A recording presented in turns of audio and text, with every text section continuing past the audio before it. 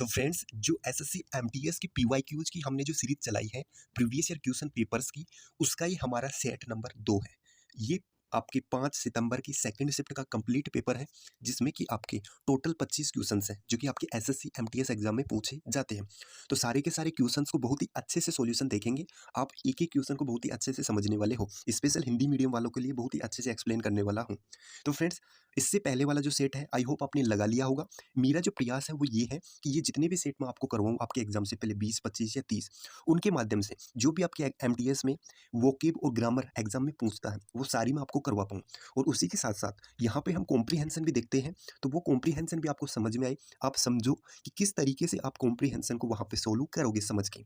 तो ये कब होगा? जब आप रोजाना इस सेट को लगाओगे। तो 25 क्वेश्चन है। सबसे पहले आप क्वेश्चन को देखते ही पॉज करके आप अपना आंसर करोगे कि क्या उसका आंसर है। उसके बाद आप आंसर को मैच करोगे तथा सॉल्यूशन देखोगे, और जो आपको आता है वो रिवाइज करोगे, जो नहीं आता उसको तुरंत अपनी नोटबुक में नोट करोगे, वो चाहे आपका ग्रामर का कंसेप्ट हो या फिर वोकेब हो। ठीक है, तो क्वेश्चन नंबर फर्स्ट आपके सामने है, जो कि आपके एमटीएस एग्जाम में पूछा गया था। ये सारे के सारे रियल क्वेश्चंस हैं, जैसा कि मैंने बताया पीवाईक्यूज हम कर रहे हैं, इन्हीं के माध्यम से हम वोकेब, ग्रामर और आपका कॉम्प्रीहेंशन करने वाले हैं। तो पूरा प्रैक्टिस सेट लगाने से फायदा ये होता है कि आपको पता लगता है कि किस तरीके से क्वेश्चंस आते हैं और उन्हें कैसे सोल्व करना है। तो देखो, क्वेश्चन नंबर फर्स्ट है आपका फिल इन द ब्लैंक्स। आपको फिल इन द ब्लैंक्स बताने हैं। Thank you so dash for helping me with this project, यानी कि आपका धन्यवाद फॉर हेल्पिंग, मदद करने के लिए, मी, मेरी, विद दिस प्रोजेक्ट, इस काम में, इस प्रोजेक्ट में मेरी मदद करने के लिए आपका धन्यवाद। तो देखो, ये तो बच्चा भी बता देगा छोटा सा कि हम थैंक यू सो मच बोलते हैं। ठीक है, सभी जानते हैं ये बिल्कुल आपकी डेली यूज होने वाली फ्रेज है, thank you so much.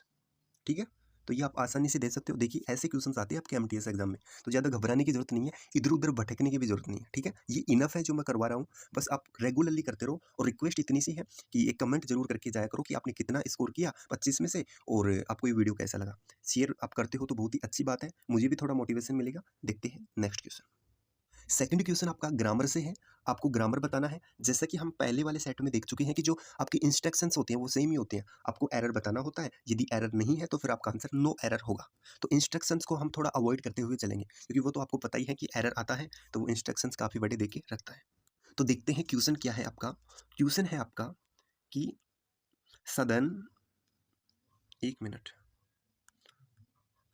Southern states has made an impressive comeback in the latest rankings, यानी कि सदर्न स्टेट्स, जो दक्षिणी जो स्टेट है, राज्य है, हैज मेड, बना चुके हैं, एन इम्प्रेसिव, एक बहुत ही इम्प्रेस करने वाला, कमबैक, वापसी, इन द लेटेस्ट रैंकिंग्स, जो अभी की रैंकिंग्स आई है, जो सूची आई है, इंडेक्स वगैरह, उनमें जो दक्षिणी जो राज्य है वो अपना इंप्रेशन बना चुके हैं। ठीक है, तो यहाँ पे आप देखो कि जो आपका सब्जेक्ट है सेंटेंस का, सदर्न स्टेट्स यानी कि दक्षिणी राज्य, एक राज्य की बात नहीं हो रही, एक से ज़्यादा राज्य की बात हो रही, तो प्लूरल आपका सब्जेक्ट है तो वो भी आपकी कैसी होगी? प्लूरल होगी।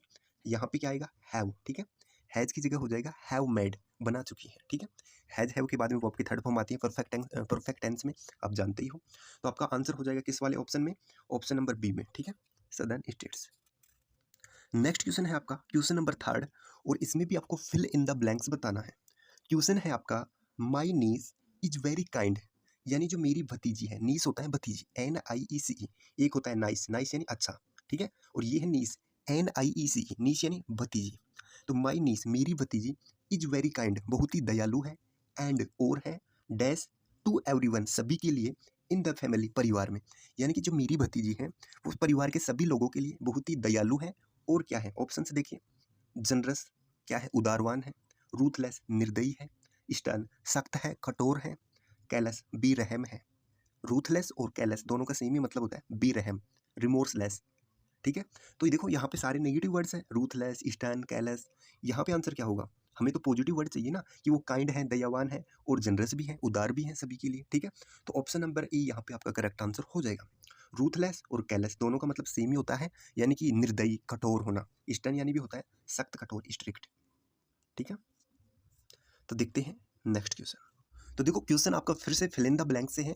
यहाँ पे आपको फिल इन द ब्लैंक्स बताना है। The dash needs of the inhabitants, यानी कि जो जरूरतें हैं, ऑफ द इनहेबिटेंट्स यानी कि किसकी? निवासियों की, जो निवासी लोग हैं उनकी जो जरूरतें हैं, नीड्स यानी जरूरतें, सीम टू, प्रतीत होती है, टू बी, होना, फ्रूट, फलों की, आइसिड ड्रिंक्स, जमी हुई ड्रिंक्स की, शाइनी बूट्स, चमकदार जूतों की, एंड लॉटरी टिकट्स और लॉटरी टिकट्स की, यानी जो ज़रूरतें हैं इनहेबिटेंट्स की, लोगों की, रहने वाले लोगों की, वो ये सभी हैं। तो आपका ऑप्शंस दिए गए हैं कि कौन सी ज़रूरतें हैं वो, प्रिंसिपल, एमिएबल, इनविंसिबल और प्रिंसिपल। तो देखो सबसे पहले तो मैं आपको बताऊं कि दो ये आपको वर्ड दिए गए हैं। एक तो है आपका प्रिंसिपल, PRINCIPAL। ये तो आपने खूब सुना होगा प्रिंसिपल, स्कूल में जो हमारा प्रिंसिपल होते थे ये वो है प्रिंसिपल, यानी प्रधानाध्यापक, PAL। और जब यहाँ पे होता है PRINCIPLE, जैसा कि ऑप्शन नंबर ए में दिया है, तो इसका मतलब होता है सिद्धांत, प्रिंसिपल, या फिर इसका एक और मतलब होता है प्रमुख। ठीक है, प्रिंसिपल का मतलब प्रमुख भी होता है, सिद्धांत भी होता है, यहाँ पे इसका मतलब प्रमुख से है। ठीक है, तो द प्रिंसिपल यानी जो प्रमुख नीड्स, जरूरतें ऑफ द इनहेबिटेंट्स, लोगों की, यानी कि जो रहने वाले लोगों की जो प्रमुख जरूरतें हैं वो क्या है, फ्रूट है, आइस ड्रिंक्स है, शाइनी बूट्स है एंड लॉटरी टिकट्स है। ठीक है, तो ये होगा प्रिंसिपल का मतलब प्रमुख। ऑप्शन नंबर बी में दिया है एमिएबल। एमिएबल, एमिएबल होता है फ्रेंडली, ठीक है, यानी कि दोस्ताना, मिलनसार। ठीक है, और एक और आपका दिया है यहाँ पे इनविंसिबल। इनविंसिबल यानी होता है जिसे जीता न जा सके, यानी जो अजय है। उसके बाद है ऑप्शन नंबर डी में प्रिंसिपल, जिसका मतलब होता है प्रधानाध्यापक। नेक्स्ट क्वेश्चन है आपका क्वेश्चन नंबर 5।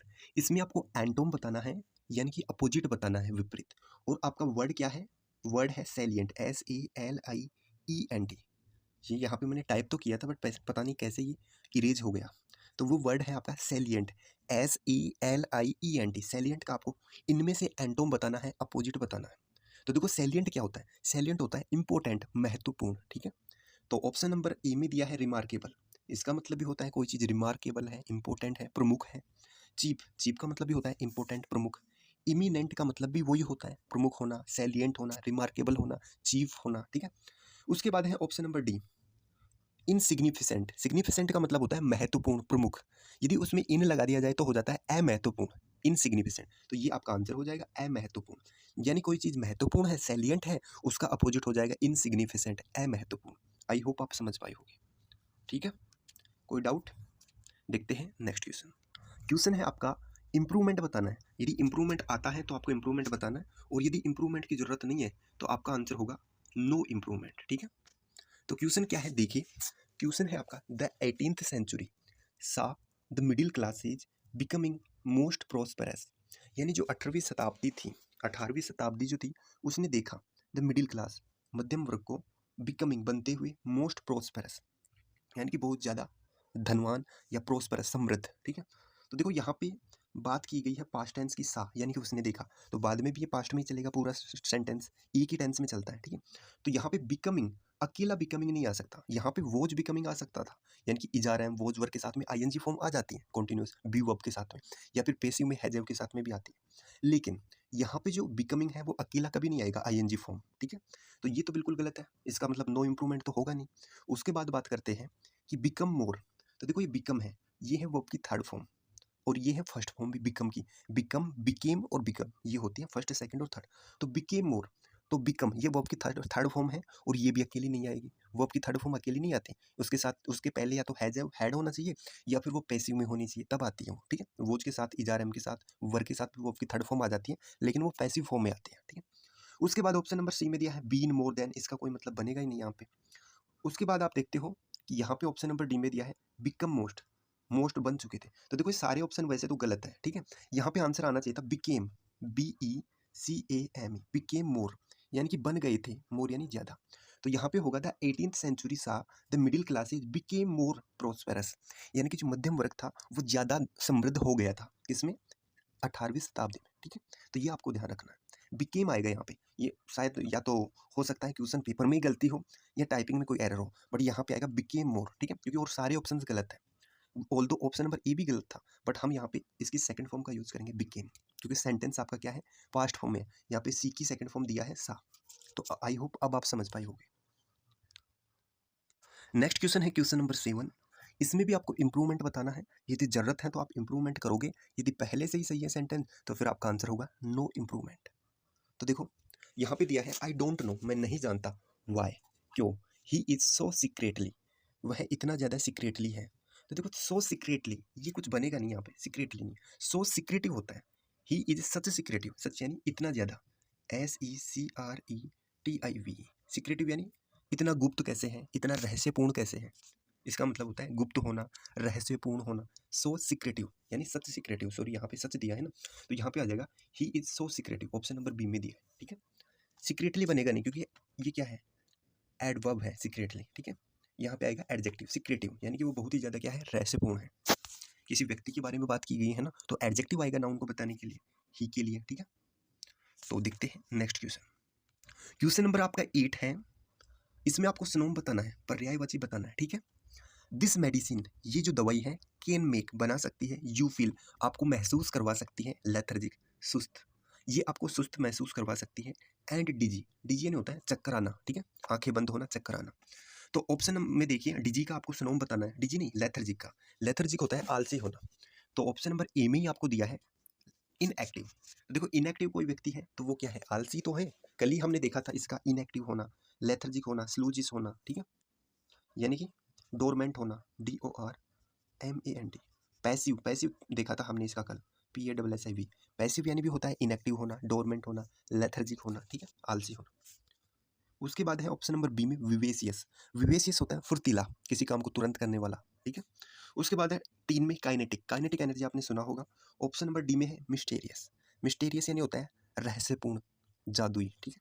देखते हैं नेक्स्ट क्वेश्चन, ये स्पेलिंग पूछी जाती है मिस्टेरियस की करेक्टली स्पेल्ड वर्ड में, ये ध्यान रखना, ठीक है। देखते हैं नेक्स्ट क्वेश्चन नंबर 9 है, और यहाँ पे भी आपका फिल इन द ब्लैंक है, आपको बताना है कि किस ऑप्शंस में फिल इन द ब्लैंक सही है। ये होनोम्स होते हैं जो एक जैसे दिखते हैं, बोलने में एक जैसे होते हैं, लेकिन अलग अलग उनका मतलब होता है, वो सिनोम्स होते हैं, वो होनोम्स होते हैं, ठीक है, सिनोम्स नहीं होनोम्स। तो यहाँ पे देखो the dash of the knife, चाकू का, इन हिज हैंड उसके हाथ में, मैड बनाया, हर सिक उसे बीमार। तो देखो उसके हाथ में चाकू का होना उसे बीमार बनाया, चाकू का क्या होना, स्लाइट, स्लाइट यानी होता है हल्का, हल्का थोड़ा, लाइट, लाइट बोलते हैं ना अपन, लाइट लाइट, लाइट फूड लेते हैं तो वही है स्लाइट, स्लाइट और लाइट दोनों का एक ही मतलब है, हल्का, ठीक है। उसके बाद है आपका साइट, इसका मतलब होता है दृश्य, साइट यानी दृश्य, ये साइट है यानी कि वाद विवाद करना किसी सब्जेक्ट पे, किसी टॉपिक पे साइट करना, ठीक है। और ऑप्शन नंबर डी में है साइट, ये साइट है कंस्ट्रक्शन साइट, निर्माण स्थल, ठीक है, निर्माण स्थल।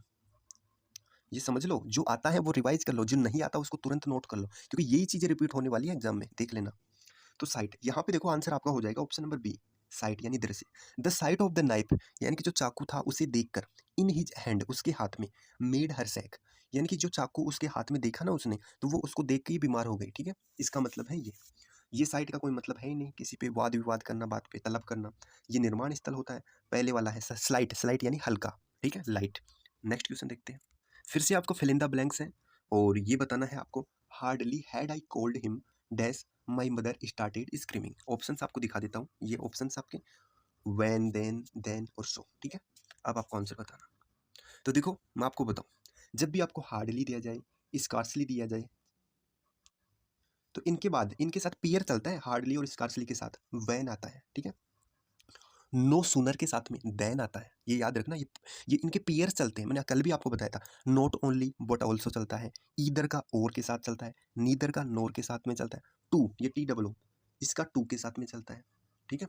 स्कार्सली हार्डली का वैन के साथ में चलता है, नो सूनर का देन के साथ में चलता है। ये सारे नोट कर लो, ये नोट करने वाली चीज़ें, मैं वही चीज़ें यहाँ पे बताऊंगा जो डायरेक्ट आपके एग्जाम में आपको देखने को मिलेगी, ठीक है।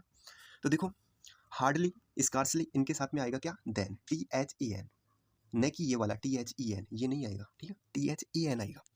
उसके बाद में एक बात और सीख लो यहाँ पे, जब भी आपको ये एडवर्ब जो है, एडवर्ब से यदि आपका सेंटेंस स्टार्ट होता है ना, तो वहाँ पे इन्वर्जन होता है, ये ध्यान रखना आप। हार्डली है, स्कार्सली है, नीदर है, ईदर है, नोर है, नन है, इनसे जब भी आपका सेंटेंस स्टार्ट होगा, इंपॉर्टेंट यही है। वैसे तो बहुत सारे एडजेक्टिव होते हैं और उनसे स्टार्ट हो सकते हैं, लेकिन जो इंपॉर्टेंट है मैं बता रहा हूँ, ईदर है, नीदर है, नोर है, नोट है, नन है, हार्डली है, स्कार्सली है, नो सूनर है। जब इनसे सेंटेंस स्टार्ट होगा तो हमेशा इन्वर्जन होगा सेंटेंस में। इन्वर्जन का मतलब क्या है कि इनके बाद में हेल्पिंग वर्ब आएगी, ना कि सब्जेक्ट। हेल्पिंग वर्ब पहले और सब्जेक्ट बाद में। अब देख लो हेल्पिंग वर्ब किस में आती है, जो इंटेरोगेटिव सेंटेंस होता है प्रश्नवाचक, उसी में तो आती है। अब ये सेंटेंस प्रश्नवाचक भी नहीं है, फिर भी यहाँ पे हेल्पिंग वर्ब पहले है। हार्डली हैड आई से पहले है ना हेल्पिंग वर्ब, सब्जेक्ट से पहले, बट फिर भी ये इंटेरोगेटिव सेंटेंस नहीं है, क्योंकि यहाँ पे इन्वर्जन है, और ये किसकी वजह से हुआ है, हार्डली की वजह से हुआ है, ठीक है। तो समझ गए। तो ये कुछ वर्ड्स हैं, hardly, scarcely, rarely, no sooner, either, neither, nor, not, none. इनसे यदि सेंटेंस स्टार्ट होगा तो इन्वर्जन होगा सब्जेक्ट के पहले हेल्पिंग वर्ब। ओके, और पेयर तो आपने देख ही लिया। नेक्स्ट क्वेश्चन है आपका ईडियम से क्वेश्चन है। ईडियम बताना है। ईडियम है आपकी थ्रू थिक एंड थिन। तो थ्रू थिक एंड थिन का मतलब होता है प्रत्येक परिस्थिति से, यानी कि in good and bad time, यानी कि अच्छे और बुरे दोनों समय से निकल जाना, उसको बोलते हैं थ्रू थिक एंड थिन, अच्छे और बुरे समय से। ठीक है, देखते हैं नेक्स्ट। तो फिल इन द ब्लैंक्स है, फिर से आपका question fill in the blank से है। क्वेश्चन क्या है? There are good points to each side and we need more dash people that are willing to look at them from all angles. यानी कि देयर आर गुड पॉइंट्स, वहाँ पे काफ़ी सारे अच्छे पॉइंट हैं, टू ईच साइड दोनों तरफ, एंड और वी नीड हमें चाहिए, हमें ज़रूरत है, मोर ज़्यादा, डैश की पीपुल ऐसे लोगों की, डैश डैट जो आर विलिंग इच्छुक है, टू लुक की तरफ देखने को, दैम उनकी तरफ, जो उनकी तरफ देखने को इच्छुक है, फ्रॉम ऑल एंगल्स सभी तरीके से, सभी नज़रियों से, यानी कि जो दोनों तरफ देखे सभी नज़रिए से, हमें ऐसे लोग चाहिए। तो ऐसे कौन लोग होंगे? ऐसे होंगे अनबायस लोग, यानी कि जो किसी एक तरफ की नहीं बात करेंगे, दोनों तरफ की बातें करेंगे। बायस होना होता है किसी एक तरफ झुक जाना, किसी की तरफ होकर आप बातें कर रहे हो तो आप उसकी तरफ बायस हो। ठीक है, अनबायस होना यानी निष्पक्ष होकर बातें करना। ठीक है, तो यहाँ पे हमें चाहिए अनबायस्ड पीपुल, यानी कि निष्पक्ष लोग चाहिए जो ऐसी बातें करें जो किसी एक पक्ष की तरफ ना जाए। ऑप्शन नंबर बी में है अनअडोन। अडोन यानी होता है सजाना, संवारना। ठीक है, अडोन करना। अनअडोन यानी होता है बिना तैयार किया हुआ, बिना सजाया हुआ। ऑप्शन नंबर सी में है अंडरमाइन। अंडरमाइन यानी होता है किसी चीज़ को कम आंकना। ऑप्शन नंबर डी में है यूबिक्विटस। यूबिक्विटस होता है सर्वव्यापी, यानी जो सभी जगह है, one who is present everywhere. इसको ओमनी प्रेजेंट भी बोलते हैं, OMNIPRESENT, ओमनी प्रेजेंट, यानी कि जो सभी जगह विद्यमान है। ठीक है, उसको बोलते हैं, जैसे कि गॉड इज ओमनी प्रेजेंट हम बोलते हैं ना, वैसे। फिर से आपका एरर का क्वेश्चन है, आपको एरर फाइंड आउट करना है दिए गए सेंटेंस में। तो आपका सेंटेंस है इन मैनी प्लेसेज, काफ़ी जगहों पे, रीस्टोरिंग यानी कि पुनः प्राप्त करना, मैंग्रोव फॉरेस्ट, मैंग्रोव वनों को, कैन बी हो सकता है, एन एक्सट्रीम एक बहुत ही इफेक्टिव प्रभावी स्ट्रेटजी तरीका। तो देखो यहाँ पे क्या एरर है, आप देखो मेरे बताने से पहले आप पॉज भी करके वीडियो को खुद अपना आंसर चूज कर सकते हो, और लास्ट में आपको कमेंट भी करना है 25 में से आपके कितने सही थे। ठीक है, तो इसमें क्या है कि यहाँ पे आपको दिया है स्ट्रेटजी। स्ट्रेटजी यानी रणनीति। स्ट्रेटजी क्या है? नाउन है। नाउन को बताने के लिए हमें क्या चाहिए? एडजेक्टिव चाहिए। इफेक्टिव एडजेक्टिव है। क्या है? स्ट्रेटजी कैसी है? इफेक्टिव है। ठीक है, लड़का कैसा है? इंटेलिजेंट है। लड़की कैसी है? ब्यूटीफुल है। तो ये उसकी विशेषता बता रहे हैं ना, तो जो विशेषता बताएंगे नाउन की वो क्या हो जाएंगे? एडजेक्टिव। तो स्ट्रेटजी की विशेषता बता रहे हैं कि वो स्ट्रेटजी क्या है? इफेक्टिव है। ऐसा नहीं यूजलेस है, फ्यूटाइल है, फ्यूटाइल नहीं है, इफेक्टिव है। इफेक्टिव स्ट्रेटजी है। लेकिन उससे पहले भी हमें एक वर्ड और दे दिया, एक्सट्रीमली, एक्सट्रीम, सॉरी मैंने बता ही दिया, एक्सट्रीम इफेक्टिव। देखो जब आप चीज़ें बार बार पढ़ते हो ना तो ऐसे आपकी ज़ुबान पे आ जाती है, यानी जब भी आप क्वेश्चन देखते हो तो ऑटोमेटिक निकलता है, वो चीज़ें याद भी नहीं करनी पड़ती, ऑटोमेटिक ही निकलता है जब बार बार चीज़ों को नोट करते हो, रिवाइज करते हो। इसलिए मैं बोलता हूँ जो आता है वो आपका रिवाइज होगा, जो नहीं आता उसको नोट करो एंड फ्रिक्वेंटली रिवाइज करो एग्जाम तक। तो यहाँ पे हो जाएगा ये एक्सट्रीम क्या है? ये तो एडजेक्टिव है, डबल एडजेक्टिव थोड़ी ना चाहिए, हमें तो एडवर्ब चाहिए यहाँ पे। तो यहाँ पे हम एडवर्ब का यूज करेंगे एक्सट्रीमली। कल ही मैंने बताया था जिनके लास्ट में एल वाई लगता है ना वो 99% एडजेक्टिव एडवर्ब भी होती है। ठीक है, तो एक्सट्रीमली इफेक्टिव स्ट्रेटजी क्या है? इफेक्टिव है, लेकिन कितनी इफेक्टिव है? एक्सट्रीमली इफेक्टिव, बहुत ज़्यादा इफेक्टिव है। ठीक है, तो ये चलता है इन तीनों का नियम। नाउन के लिए एडजेक्टिव आएगा, एडजेक्टिव के लिए एडवर्ब आएगा, एडवर्ब वर्ब को भी क्वालिफाई करता है, प्रोनाउन को भी क्वालिफाई करता है, नाउन को भी कर देता है। ठीक है, तो आई होप आप समझे होगे। नेक्स्ट क्वेश्चन है आपका ईडियम से। ईडियम बतानी है आपको द लोयन शेयर, यानी कि लोयन शेयर। तो ऐसे समझो इसे, लोयन का शेयर, लोयन का हिस्सा। तो देखो मानो जंगल में शिकार किया गया और सारे जानवर बैठ के बांट बांट रहे हैं खाने को, तो जो लोयन बैठा होगा उसको तो सबसे ज़्यादा ही मिलेगा ना, क्योंकि वो शरीर में भी इतना बड़ा है और फिर जंगल का राजा भी है। तो देखो यहाँ पे क्या होगा? लार्जेस्ट पोर्शन, सबसे बड़ा जो हिस्सा है वो मिलेगा उसे, लायन शेयर। नेक्स्ट है, तो देखो आपका क्वेश्चन है सिनोम से, पर्यायवाची से। आपको यहाँ पे पर्यायवाची बताना है किसका? हम्बल का। हम्बल का पर्यायवाची बताना है। हम्बल यानी क्या होता है? विनम्र होता है ना, कोई व्यक्ति विनम्र है तो वो होता है हम्बल। तो देखो इन ऑप्शंस में आपका करेक्ट आंसर हो जाएगा modest, option number C. Modest का मतलब भी होता है विनम्र होना। ठीक है, ऑप्शन नंबर ए में दिया है असर्टिव। असर्टिव का होता है निश्चयात्मक, असर्टिव। उसके बाद है option number B bold. Bold का मतलब एक तो गहरा होता है और एक होता है साहसी। ठीक है, साहसी होना, बोल्ड होना। ठीक है, और बहादुर होना, बोल्ड होना, ब्रेव।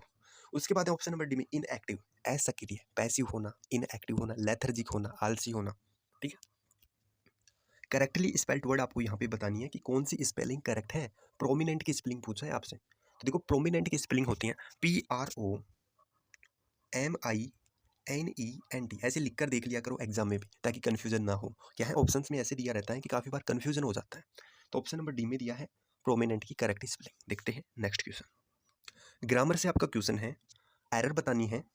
मैराइन वेजिटेबल्स वर्टिब्रेट्स, हाँ, marine vertebrates are valuable for many reasons, यानी जो समुद्री जलीय जीव है, आर यानी है वैल्यूएबल, यूजफुल है, फॉर मेनी रीजन्स, कई कारणों की वजह से। ठीक है, तो देखो इस वाले सेंटेंस में कोई भी एरर नहीं है। मैराइन वेजिटेबल्स प्लूरल है, इसके लिए प्लूरल वर्ब का यहाँ पे यूज किया गया है। वैल्यूएबल फॉर, किसी चीज़ का उपयोगी बताने के लिए हम वैल्यूएबल फॉर का यूज करते हैं। मेनी रीजन्स, इसमें कोई एरर है ही नहीं, तो ये हो जाएगा आपका नो एरर। तो ऐसे भी क्वेश्चन आता है एग्जाम में, ठीक है, हो सकता है आपको नो एरर दे दे सेंटेंस में। कहने का मतलब ये है कि आपको ज़बरदस्ती एरर भी नहीं फाइंड करनी है। यदि एरर मिलती है तो वो मिल जाएगी कंसेप्ट पे आधारित, नहीं होती तो वो नो एरर भी होता है सेंटेंस। तो यहाँ पे वन वर्ड सब्सटीट्यूशन है आपका। सब्सटीट्यूशन क्या है? द साइंस, विज्ञान और आर्ट, कला और पॉलिटिकल गवर्नमेंट, राजनीतिक गवर्नमेंट की जो कला होती है उसको क्या बोलते हैं? उसको बोलते हैं पॉलिटिक्स, राजनीति। ऑप्शन नंबर ए में है थियोलॉजी।